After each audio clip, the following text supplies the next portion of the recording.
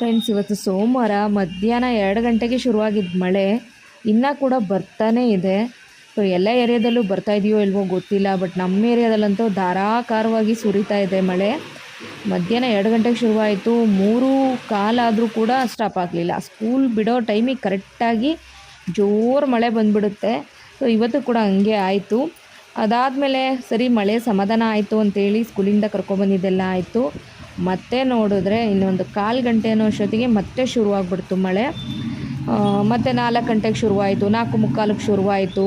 ಇವಾಗ 7 ಗಂಟೆ ಆಗಿದೆ ಸಾಯಂಕಾಲ. ಇವಾಗಲೂ ಕೂಡ ಮಳೆ ಬರ್ತಾನೇ ಇದೆ.